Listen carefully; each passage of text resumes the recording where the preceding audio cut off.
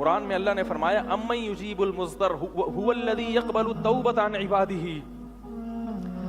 ہم جب گناہ کرتے ہیں اس گناہ پر ہمارے لیے سزا حلال ہو چکی ہوتی ہے. اللہ فرماتے ہیں اللہ ہے جو تمہاری توبہ قبول کر کے اس سزا کو تم سے ٹالتا ہے. اگر اللہ اس سزا کو نہ ٹالے دنیا کی کوئی طاقت ہمیں گناہ کے عذاب سے نہیں بچا سکتی. تو یہ اللہ کی صفات ہیں جن سے ہم اللہ کو پہچانتے ہیں. اللہ کی ذات میں اگر گھسنے کی کوشش کرو گے تو گمراہ ہو جاؤ گے. دیکھو انسان کو انسان کی صفات سے بھی پہچانا جاتا ہے, ذات سے بھی. ذات کا کیا مطلب؟ ہماری دو آنکھیں ہیں. آنکھ کسے کہتے ہیں؟ سائنس ڈیفائن کرتی ہے. آنکھ یہ ہوتی ہے, اس میں پلکیں ہوتی ہیں, اس میں ایک پتلی ہوتی ہے, اس میں قرنیہ ہوتا ہے وغیرہ وغیرہ. تو انسان کی ذات پہ بھی بحث کی جا سکتی ہے. 2 ہاتھ ہیں, 10 انگلیاں ہیں, ایسے چلتا ہے, ایسے کھاتا ہے, ایسے سوتا ہے, اور اتنا ٹیمپریچر ہوتا ہے, یہ ٹیمپریچر بڑھ جائے تو بیمار ہو جائے گا, کم ہو جائے تو بھی بیمار ہو جائے گا. انسان کی ذات کو ڈیفائن کیا جا سکتا ہے, اور انسان کی صفات کو بھی ڈیفائن کیا جا سکتا ہے.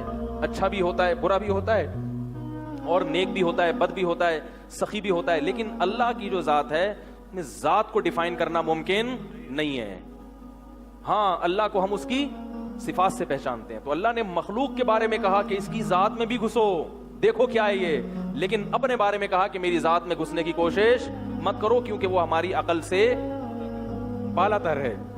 تو اس لیے اللہ نے اپنے بارے میں قرآن میں جو کہہ دیا ذات کے بارے میں, ہم اس پر اجمالی ایمان رکھیں گے. اس کی گہرائی میں اللہ نے اپنی ذات کے بارے میں بھی قرآن میں بتایا, لیکن اجمالی, اس کی تفصیل نہیں بتائی. تو بس مبہم ایمان رکھا جائے گا کہ جیسے اللہ تو نے بتا دیا ہم ایمان لاتے ہیں, اس کی گہرائی میں نہیں جاتے. حدیث میں اللہ کے بارے میں عجیب عجیب باتیں.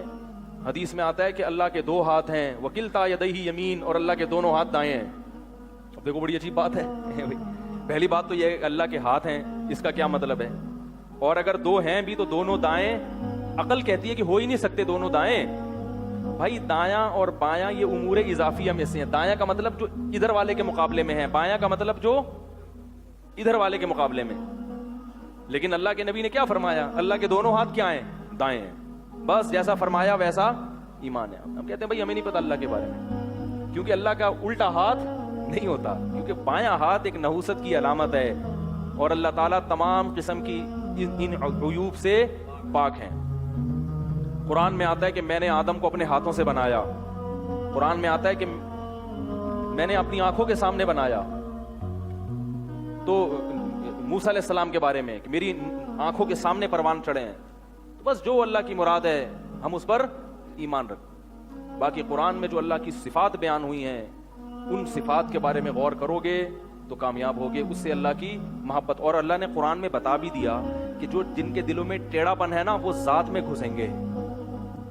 متشابہ چیزیں ہیں نا اس میں گھسیں گے. وہ کتابیں لکھی جا رہی ہیں, باقاعدہ مناظرے ہو رہے ہیں ان موضوعات پر.